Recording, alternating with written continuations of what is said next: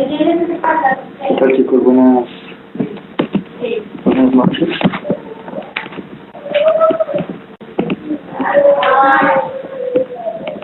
Vamos a iniciar con la clase, con esta clase sincrónica del día de hoy. Su maestro, Juan Francisco Moncada Loredo. El tema a tocar el día de hoy son principios y garantías rectoras del derecho en la reforma constitucional del año 2008. Como ustedes saben, en el año 2008 fue cuando inició, y cuando inició esta travesía de los juicios orales en México. Obviamente desde antes ya el trabajo se venía haciendo por parte de la Cámara de Senadores. Como ustedes saben, hubo un proyecto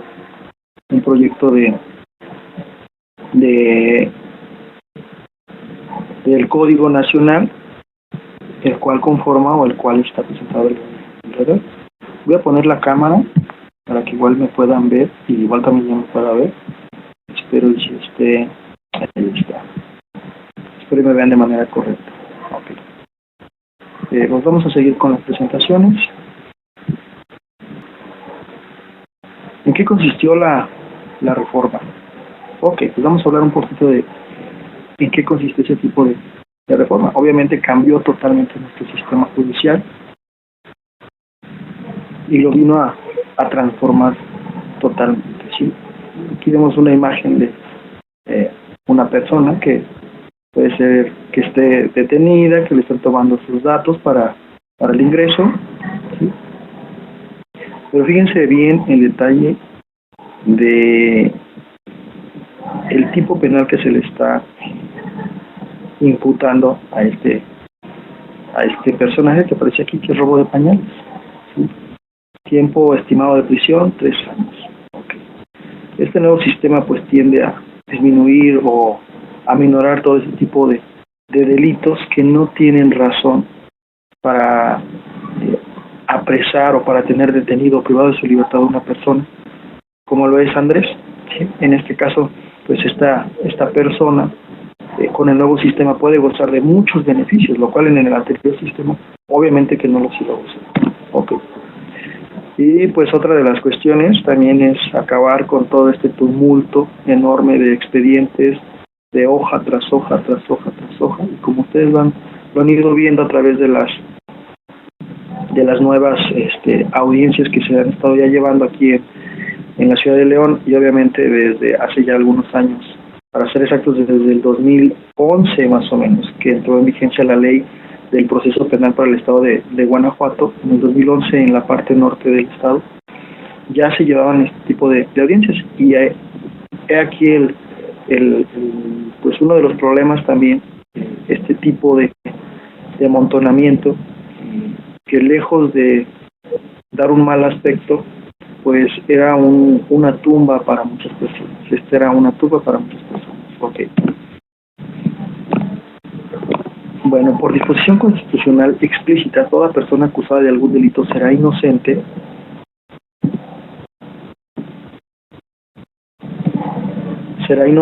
hasta que se pruebe lo contrario.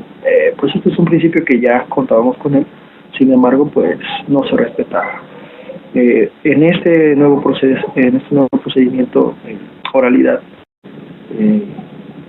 este principio es muy importante y vital, y créanme que desde el momento en que es detenida una persona, desde ese momento goza ya de derechos. Anteriormente pues era muy complicado que se llevara de esa manera. Desde el momento de su detención y después ante el juez, a toda persona inculpada se le informará de qué delito se le acusa y cuáles son sus derechos, incluido el de guardar silencio, lo que después no podrá hacer, obviamente, usado en su contra. Para acelerar la acción de la justicia se creará un nuevo tipo de juez, denominado juez de control.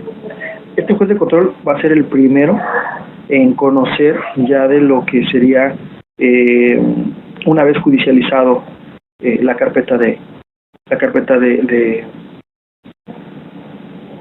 investigación. En este caso, esa carpeta donde se está llevando todo ese cúmulo de las investigaciones, de todo lo que se está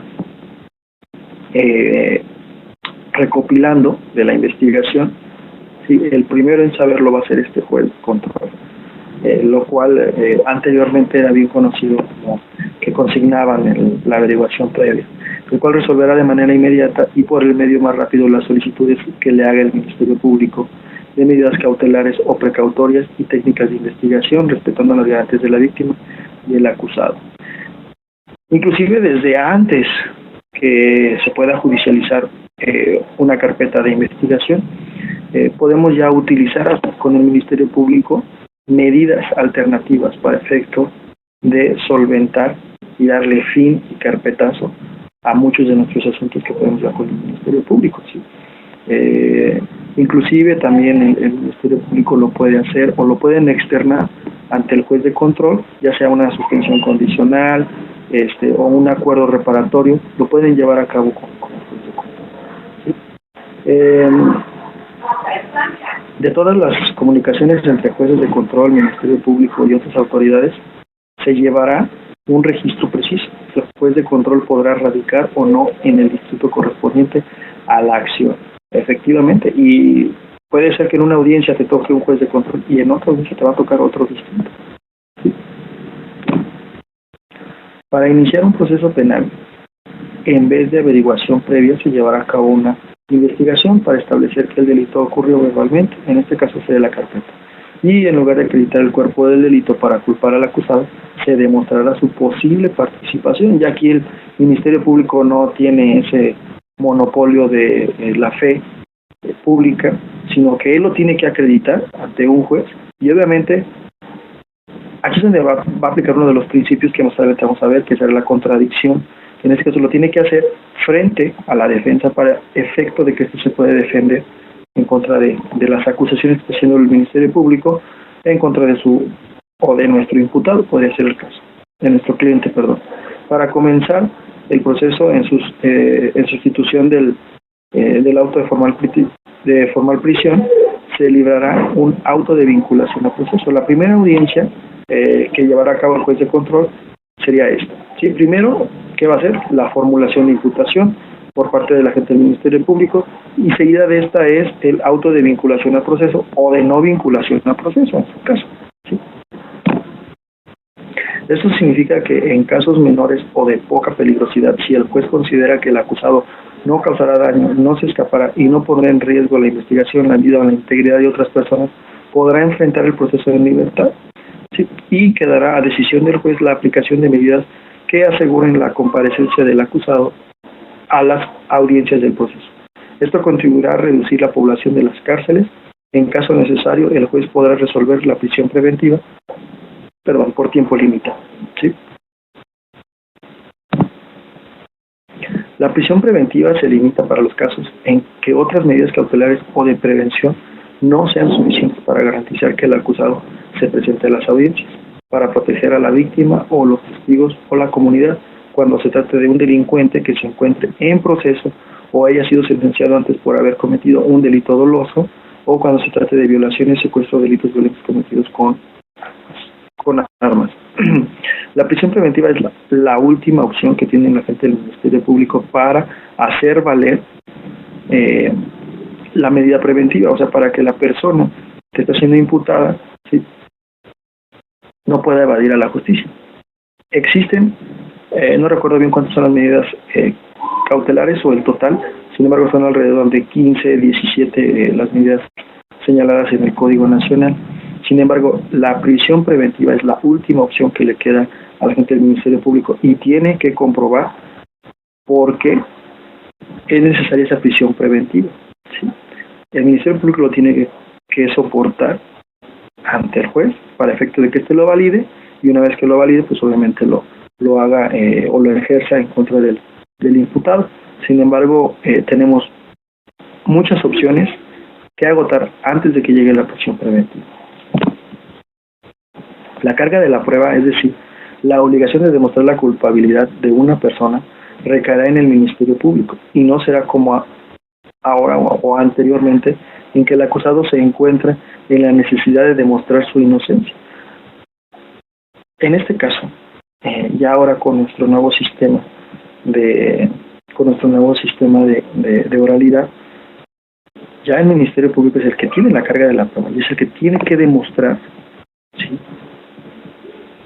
si el imputado efectivamente es culpable o no. ¿Y quién lo va a decidir? No lo va a decidir el Ministerio Público como anteriormente lo hacía en la averiguación previa o en el sistema inquisitivo anterior. Lo va a decidir el juez, ¿sí? Obviamente todo esto frente a la defensa.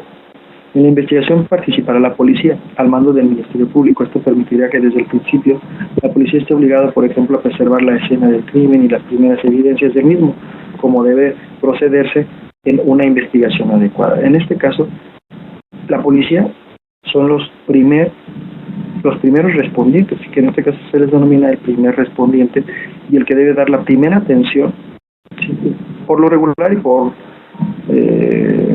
azares del destino, casi siempre les toca llegar a ellos primero, aunque siempre llegan después, pero bueno, en ese tipo de cuestiones son los que llegan primero y deben de llevar a cabo todo un protocolo, sí, que se les puede denominar cadena de custodia, desde proteger la escena, ¿sí?, hasta el hecho de tomar una fotografía, ¿sí?, el hecho de tomar o hacer algunas preguntas o cuestionario a algunas personas que vieron o se dieron cuenta del hecho, para efecto de que cuando llegue el agente del Ministerio Público, cuando llegue policía ministerial, ellos puedan pasarle la estafeta al siguiente, que en este caso podría ser el Ministerio Público, para efecto de que su investigación o la investigación pueda ser lo más clara posible y lo más fácil.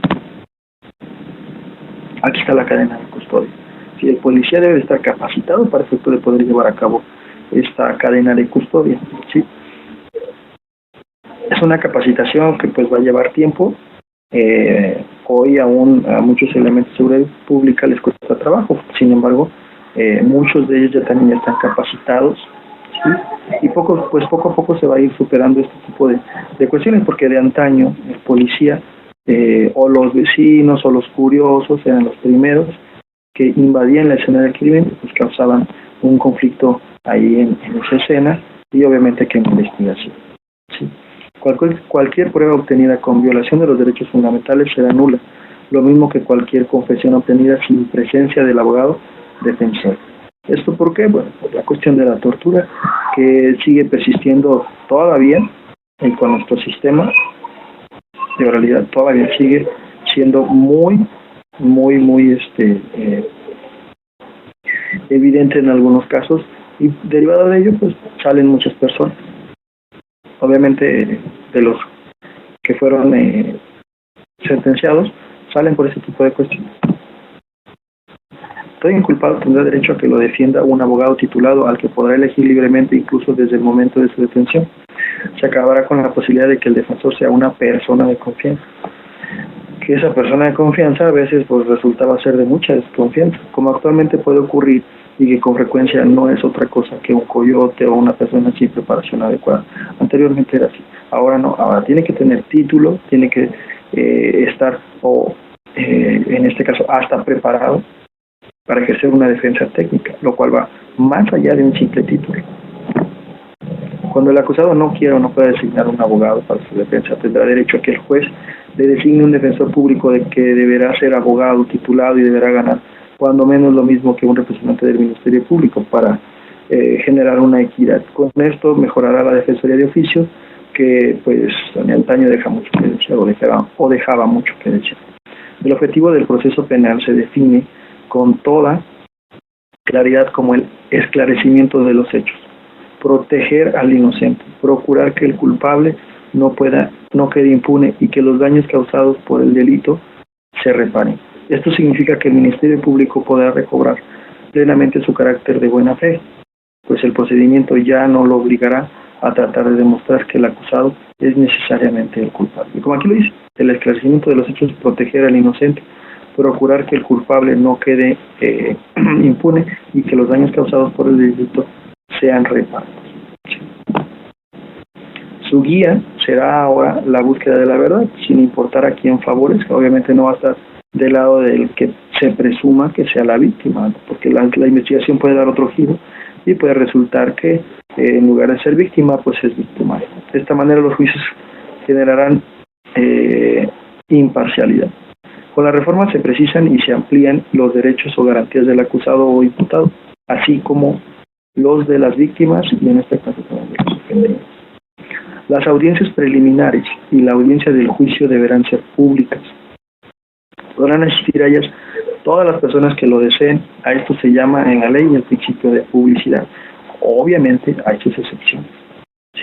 Por ejemplo, cuando se trate de algún delito de tipo sexual, ¿sí? Y cuando en este tipo de delitos intervenga algún menor de edad, pues obviamente por protección a la identidad y a la intimidad de este menor de edad, se puede suspender este principio de publicidad.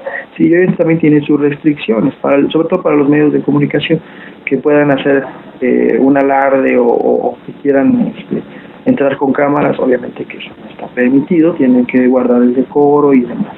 Sí, si no, igual el juez puede aplicar las medidas de apremio necesarias, pero en este caso el principio de publicidad se refiere a eso. Cualquier persona, guardando las reglas, puede estar presente en la sala de la audiencia, y desde un principio hasta un final, obviamente. En todas las audiencias estará presente el juez, sin que pueda nombrar a nadie en su representación. A este principio se le llama de inmediación. Inmediación en el sentido de que el juez debe de estar en el momento de la audiencia. De antaño, para que estuviera el juez, o era porque le interesaba el tema o porque había alguna cuestión ahí turbia, pero raramente los jueces estaban en las audiencias. Regularmente siempre estaba o el secretario o la secretaria o la secretaria del secretario, ¿sí?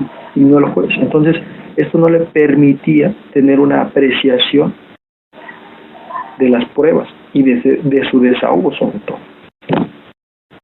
Solo se considerarán como pruebas las que sean presentadas en la audiencia de juicio. A este principio se le llama concentración, porque en la audiencia deberá concentrarse el desahogo de las pruebas. Obviamente, en las etapas anteriores se va a ir destilando este tipo de o estas pruebas que van a ser presentadas en el juicio, ¿sí? Ya en la audiencia de juicio. ¿Por qué? Porque no puede llegar cualquier prueba, que obviamente debe de pasar por ese filtro, desde un dato de prueba hasta un medio de prueba, y ya libremente lo que sería una prueba. El juez no podrá efectuar ninguna audiencia sin que estén presentes las dos partes, que son el acusado y su abogado, y la víctima y el Ministerio Público como acusado. ¿Sí? Obviamente deben estar todas las partes concentradas para efecto que se pueda llevar la audiencia. En caso de que no esté alguna de ellas, ¿sí? Se puede suspender y el juez determinará lo que en este caso ya sea mandar por la persona, ¿sí? Y posponer la audiencia para cuando esta persona esté, y obviamente aplicar las sanciones correspondientes. En todas las audiencias, las partes estarán en igualdad de condición para conocer de viva voz las pruebas y argumentos de la parte contraria y presentar los propios también de manera oral. El hecho de que sean juicios orales no quiere decir que no puedas tener un apuntador o una ayuda. Obviamente los puedes tener, ¿sí? Sin embargo, este principio de oralidad, que puede ser considerado como principio desde un punto de vista y de algunos doctrinarios, no es lo más correcto llamarle principio de oralidad, ¿sí? Porque no es en sí un principio, sino que es la base de este procedimiento. ¿Por qué? Porque va a ser de forma oral, ¿sí? Okay. Este es el principio de contradicción central para que los juicios sean equitativos, que esté el fiscal, el juez y la defensa, para que en esta cuestión se pueda emitir la tesis, la antitesis y por parte del juez la síntesis, para efecto de llegar a una conclusión. En este caso, la síntesis, que será la decisión que toma el juez en base a la tesis que dio la fiscalía y a la antítesis que dio la defensa, y que el juez emita su síntesis para efecto de ya sea vincular o no vincular al imputado. La audiencia de juicio será continua, aunque puede durar varios días hasta que se llegue a la sentencia. Aquí nos estamos refiriendo ya a la audiencia de juicio oral, ¿sí? no a la etapa en el juez como estaba con el juez de control, con la formulación de imputación y vinculación al proceso. Ya aquí en la etapa de juicio oral, sí, aquí se supone que debe de ser continua. Puede durar varios días derivado de las pruebas que se estén desahogando y del cúmulo que conlleve el desahogo de esto. El juicio podrá terminar anticipadamente cuando el acusado reconozca la culpa, esté dispuesto a reparar el daño como lo señala el juez y la víctima esté de acuerdo. ¿Sí? Obviamente, aquí ya quedarían algunas secuelas. Por ejemplo, en el caso de nosotros que estemos en la defensa, ¿sí?, el hecho de que el imputado diga sí, yo soy culpable, pues le va a quedar un antecedente. Obvio, hay procedimientos para efecto de borrar ese antecedente posteriormente. Sin embargo, hay otro tipo de situaciones que pueden beneficiar más a nuestro cliente, en este caso, pedir la suspensión condicional. ¿Sí? Porque si nos damos, en este caso, al juicio abreviado, va a quedar ese antecedente. Obviamente, hay que medir los pros y los contras. Por ejemplo, si no tenemos de otra, si no podemos o no cubrimos con los requisitos que se nos pide para la suspensión condicional, tenemos que ir al juicio abreviado, que en este caso es: sí, yo soy culpable, estoy dispuesto a reparar el daño, inclusive pido una disculpa, está de acuerdo el Ministerio Público, está de acuerdo el juez, la víctima está o se da por complacida en la reparación de su o de los daños que le ocasionen, adelante. A esto se le llama medidas alternativas de solución de controversia. Se trata de una tendencia mundial conocida como justicia alternativa. Solamente la autoridad judicial podrá imponer o modificar las penas. Esto significa que las atribuciones del Poder Ejecutivo se limitarán en el funcionamiento de las cárceles. Para la imposición o modificación de penas en las cárceles se creará un nuevo tipo de juez, que será el juez ejecutor, o en este caso pues, el juez de ejecución o el juez ejecutor, que además de vigilar y controlar el cumplimiento de las penas, tendrá la obligación de proteger los derechos de los reclusos y evitar abusos. Por ejemplo, que necesito ya una liberación o una preliberación, ¿con quién voy a ir? No voy a ir ni con el juez de control y no voy a ir ni con el tribunal de juicio oral, que en este caso serían los 3 jueces. No voy a ir con ellos, voy a ir con el juez ejecutor o con el juez de ejecución, para efecto de que, pues, de que me pueda atender en esa petición que yo le voy a realizar cuando ya mi cliente esté obviamente sentenciado y esté cumpliendo su pena dentro de su pena o sanción dentro de un reclusorio, dentro de una cárcel.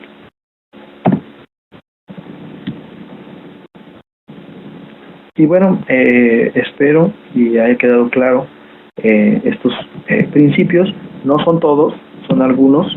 Espero que ustedes los puedan analizar de manera más correcta. Igual también pueden ir señalados en el artículo 20 constitucional, bien señalados en la Constitución, bien señalados en nuestro código, por ahí del artículo 14-19 del Código Nacional, para efecto de que los analicemos, los comprendamos, sobre todo los comprendamos, porque ahí es donde, es la base, es el sustento de nuestro sistema, obviamente oral, ¿sí? Y pues bueno, me queda más que decir muchas gracias por su atención y pues les mando saludos, que estén muy bien.